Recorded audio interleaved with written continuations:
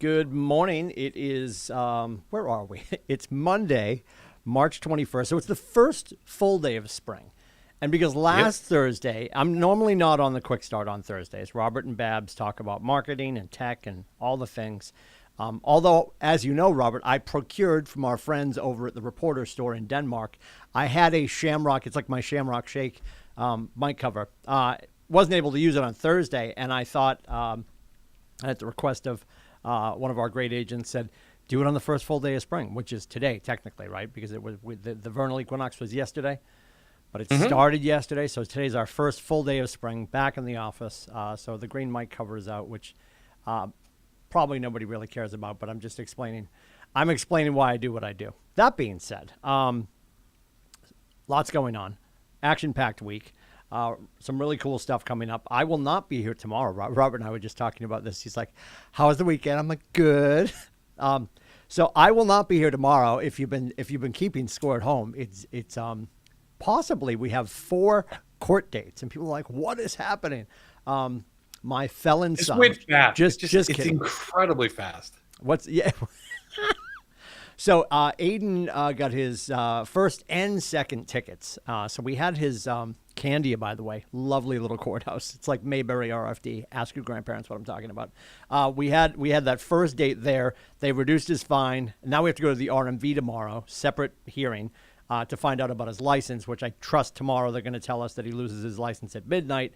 So starting Wednesday, he's not driving for 20 days. Then he gets popped again, Robert. Look at the joy on my face. Then he gets popped again on Route 16, only doing a few miles over. I haven't even seen this ticket. My wife has this one. Only doing a few miles over the speed limit. He was going into the Rochester tolls coming from Straftopia. And that being his second offense, because the over the speed limit wasn't as egregious, the ticket's not that bad. I say that. And then because it's his second offense, I trust there'll be an additional. That appointment's May 10th. There'll be an additional 45 days because he'll be out of the 20-day window, but the whole second offense is going to be an additional.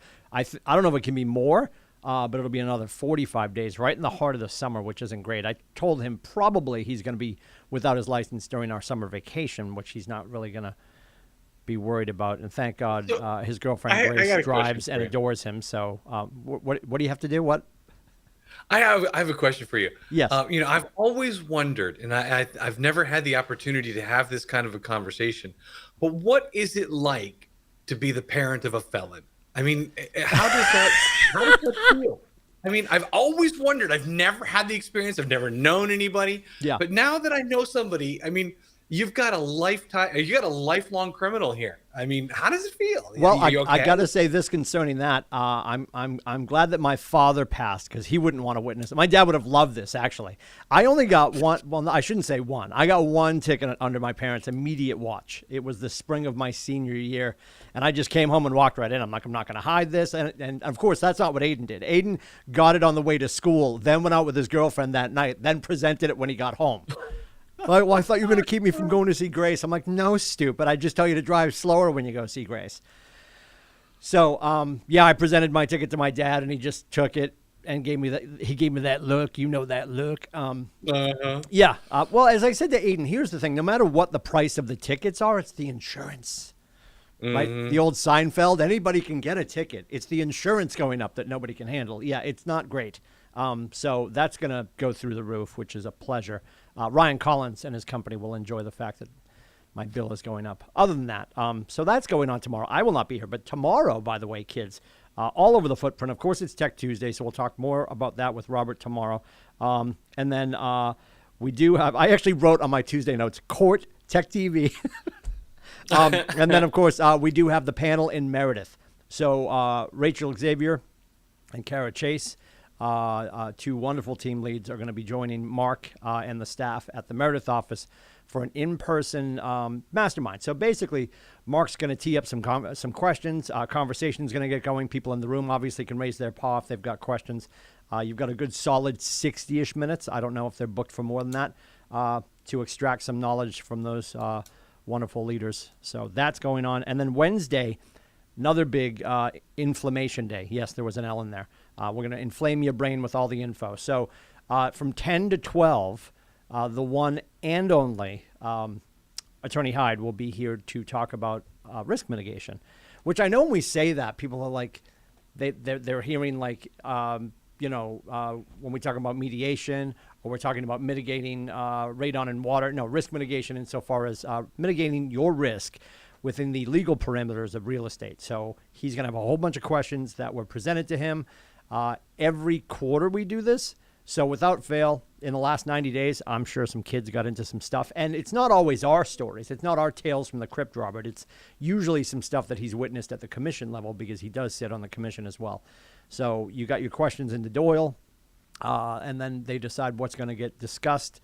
All of our brokers are in the room, which is great for additional information, but it's really the Steve Hyde Show. Tickets are free because we tried to monetize them and nobody wanted to pay to see Steve. So free Steve Hyde Show. That's at Keller TV. That's 10 to noon. And then at noontime, we're going to simulcast over to Facebook a Zoom panel, which is creating seller confidence. So we've got I have the list of people, and I'm just going to surprise you tomorrow because Lord knows if I tell you that I've got these 9 or 8 people coming, without fail, somebody's going to have a sick child and they won't be in the room. I can tell you we've got some of our top producers are going to be in the room to talk about how they are creating seller confidence and building their listing counts. And we're also going to talk about what they're seeing went well or didn't go well in transactions. So as transactions closed, it's called the postmortem conversation, which doesn't sound great, but that's what we call it. You know, you said that a few times about the word postmortem. Everybody thinks about it as like an autopsy. Yeah. But, I come from a project management background, and postmortem was the best part about any project upon completion. Mm-hmm. Now, even I've carried that over here, even with KW, when we talk about after, the award show or after, events, we always go through a postmortem. And I've never once thought of that as being like morbid or bad. I've always thought of it as being an exciting time to look and see what happened, what went wrong, to face those issues and make the next time you do something better. So, I want to kind of take that stigma of postmortem of the word being bad and just turn it into the most positive. It's a positive connotation. Yes. It is in this context. Yes. Thing. There's nothing better than the postmortem on any project or anything that you're doing to truly understand it and get better the next time. Well, to Robert's point, and I love that you feel that way, buddy, because you are dorkalicious, right? Other people would be like, I don't know, like it's over. Let's just go get drinks. I don't know if I want to talk about it. But when you send out your survey, when you are, leaving, sometimes when you're leaving Kohl's, it happens all the time at GameStop, which is really funny. You're leaving GameStop with your new game for your son who's home because he's got extra time because he's not driving. Did I just say that? I did. Elder Ring, by the way, that's the game he's playing right now. 10 out of 10. If you're a dork, join us on Elder Ring. And when you're leaving a situation like that, hey, if you appreciate your service, I'd love for you to go here. They always circle it with a highlighter on the receipt and go and take this survey, right? They're looking for feedback. And as a team, when we're sitting together, and this is what Wednesday's conversation, a portion of it is going to be, that, what went well, what didn't go well. And above and beyond that, I think the other side of that is when we're starting to hire people, part of our career visioning process. There's 3 classes as we ask you guys to build your teams. And the first one is career visioning. And the career visioning class talks about the red light meeting, really the defense of the hire. But in broadcasting, Robert, they'd call this the red light meeting. So there's certain production teams that are always working together. So for a show like 60 Minutes or Dateline or something like that, but I'll use 60 Minutes. Before they're going to go to press or print with something, you've got to sit in a room, and another production team, not to be adversarial, but to be productive, is going to sit with you, and they're going to red light what you're about to present on national television and put the brand of the company. So 60 Minutes will have 2 teams, and you red light the other team's production before it goes to air. So you're firing slings and arrows into the conversation to make sure that they can defend it, because if you're seeing something differently, perception is reality. So if they don't really see, well, why are you making this hire? It doesn't seem to make sense. And that's why we have those kind of conversations. So on the other side of it, okay, you did the thing. How did the thing go? And we're going to have that conversation. And then our good friend Christian from the ALC is going to be joining us on Friday. So you'll notice every other month when we do profit share, this coming month, or this week, I should say, in the month of March, where you're doing the conversation about somebody who's excelling with their profit share. So one of our great agents, Christian, will be joining us for that. And more importantly, Next month, if you don't know what I speak of, we'll discuss it enough. We'll give you a pretty good idea. We do have profit share every other month where we teach the class. Like, why did Gary invent it? What's important about it? Can you get involved? Spoiler alert, yes, you can get involved. And that's pretty much our week on a plate as of right now. What I can tell you in just a few short minutes, and if you've been doing Ignite this month, I will apologize on behalf of the region. I know that we've had some clunkiness. There's been some sick people. There's just been some scheduling mishaps. So we are jumping back in again, and Zoe and I are going to do marketing today. And the best part of that class is Zoe will probably do most of the talking. I said that just to say it, just to be on record that I said that she'll talk more than I will. I don't know. I don't know what to tell you. Zoe and I, 9 o'clock. So if you click the simple link that's in the news right now, that will take you there. If you're already registered, we'll see you there at 9 o'clock for that. And I think more importantly, I also wanted to talk about this. I shot a text off to Kaylee. We do have a lot of agents, which I love this idea, by the way. The question is always, well, what if I'm coming in for a class, but I want to spend some time? The answer is yes. If you are a member of our company and you don't have a desk at an office, now hear me out when I say this. I don't want it to turn into Burning Man. So if you don't have a desk at a particular office, but you're going to go in, for example, tomorrow for the panel that Mark has at 12 o'clock, you're going to head in ahead of time. And get some work done so then you can march downstairs for the panel in the training room. By all means, don't be afraid to call ahead and book some space. So you can call you just call the front desk. Somebody's going to pick up. They all have access to the calendar for all of our buildings within our footprint. Mind you, outside of our mega agent offices. So a mega agent office, you can't really book there. You'd have to talk to the mega agent because that's their property. But don't do that. Just call the front desk and say, hey, in Meredith, I'm going to be there for the panel at 12. Can I grab one of the conference rooms for 11 o'clock? And they will tell you what room you're going to be in, and you can go plan it yourself. Because I know there's some agents coming in this week that are going to start to sit together and hold each other accountable to do their lead generation. Sounds like a great idea because it is. So I will tell you, with the blessing of Kaylee, because I had to check with Mom, because I'm not really in charge here. I just say things and hope for the best. So I checked with Kaylee, and Kaylee does not have an issue with that. Just remember, if you are even grabbing up an open cube somewhere, we don't mind if you do that on a regular basis. What we ask is if you're grabbing a cube or a desk somewhere, not a conference room, if you start to hang drapes and hang personal effects and get your mail forwarded, we're probably going to show up with a bill at some point. But you guys coming in, occupying our space, feeding off each other's energy and accountability to do more business, by all means. So you're calling the front desk and saying, hey, I'm going to be in a Thursday. Can I grab a couple of hours? Don't book it out for the day. And be cognizant of the fact that Fridays tend to be busy with other air traffic. So on Fridays when we're having closings and stuff like that, you have to be aware of that. And I think our front desk will also remind you that Fridays are sort of sacred cow. It's not always Fridays, but just be aware. So of you know fact. that people can book that online too. I know you know this. I'm not telling you something I don't know. Robert, but, I love that you brought that up. So, Robert, one of the many fixers of my stupid, I was waiting for you to say that so you could explain to them how to do that. Because when I started here during the Bronze Age, I never, I don't. Is it on Red Tools? Is it on eEdge? Is it on mykw.kw.kw.kw.com? Where is it? You're welcome.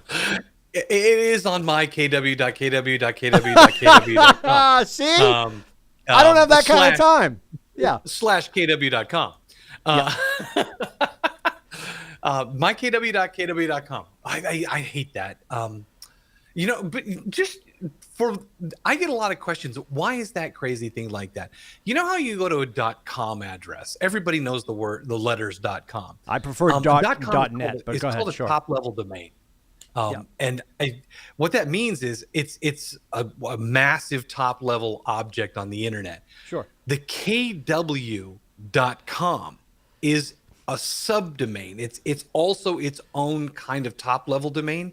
And what that means is we live inside of KW.com.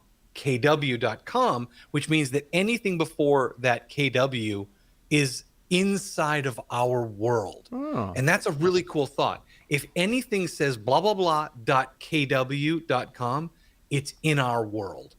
And that means that it's secure. It's all part of our ecosystem. So when we say my KW, what we're really saying is mykw.kw, but we still have to put the .com at the end because it's the top level domain. So it's just our world. Now that everyone's confused, can you tell them where to go on that cockamamie website to make sure that they can book their room should they want to do it digitally? When you go to mykw.kw.com, you go down to the bottom. And at the bottom, it'll, you ready for this? Sure. mykw.com, the local intranet. Oh, the intranet. Yes. Intranet is not internet. Yes. Intra is within. Intramural sports, within the walls. Yes, it's intramural. Yes. So we are at the bottom. When you go to there, you go to our intranet, and it's our local intranet. And then you go to Market Center Resources, and you'll find the ability to book those sites or those rooms. Or you could just call 603-610-8500 and wait for one of our wonderful team members to pick up the phone and say, "Hey, I'd like to book my face in a space to make more money." Now I'm completely spitballing at this point, although I know I'll be given the grace to do this at some point. So we will figure this out. Maybe we'll start this in April. I can tell you that the artwork that I've commissioned to have done for our Facebook page is going to be remarkable. Yes, the Facebook header for April is going to be great. And we're going to be talking about spring breaking the market. Now, your mind goes in 15 different directions, but it'll make sense when you finally see the artwork. My mind goes back to the days. Yeah. Where are my pants? Let's not go there. Yep. Anyway, so what I would like to do is some sort of a contest, and we'll roll it. I don't know what it's going to look like. In April, something to the extent of, if you are going to be in the office, the first person who does book office space, maybe when you present me your first signed listing agreement that was procured through this office space, being here, being present, and helping each other be accountable, that we'll do like a 90. She's right through the wall, so if I'm making this up, she's going to scream at me. We could do like Coach's Cube Space, and basically give you a 90-day lease on a cube space on us. We've done it in the past. She's not screaming yet, so I don't know if there's a 7-second delay or she's just not screaming yet. But anyway, there's a delay. Yeah, there's a delay. It's fine. So that being said, that might be coming to a theater near you. We just want to stay focused always. If you've been paying attention to us for years, and we've been doing the KWikStart coming up on our 7th birthday. It was May 1st, 15 that we started doing this. I have never changed my tune. It is always about the bear claws, never about the fat kids. And I'm a fat kid, so I'm just saying, if we're going to use the analogy of bear claws and fat kids, we don't need more buyers. The buyers are there. We are underserving them right now by not having the listings.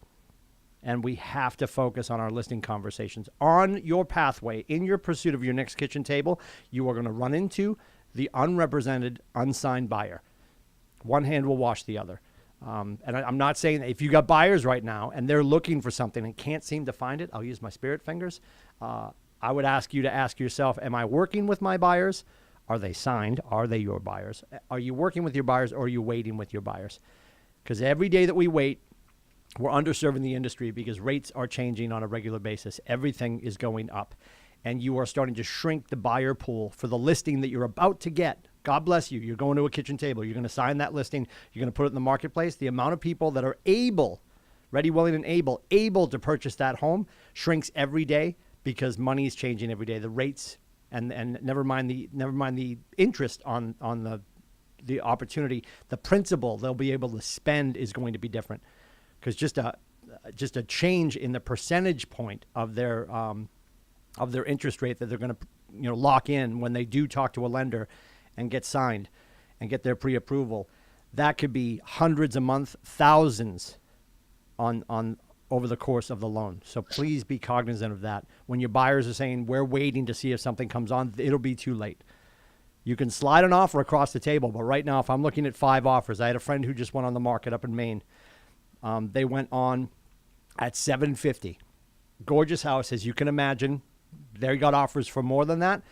And in speaking with him, everybody was coming in with hybrids or cash or I said, did anybody make an offer with a note from their mom? And he's like, what do you mean by that? Did anybody say they're going to talk to their lender on Tuesday? I'll gladly repay you for the cheeseburgers on Tuesday. Popeye reference, ask your great-grandfather. So nobody's doing that. And it's not how you're going to help your sellers, and your buyers are not going to win in that conversation. So please take care of your buyers. Get them educated. Get them in front of Brad. Get them in front of your lender, and make sure they have more than a note from their mother so they can be active when these listings do come on.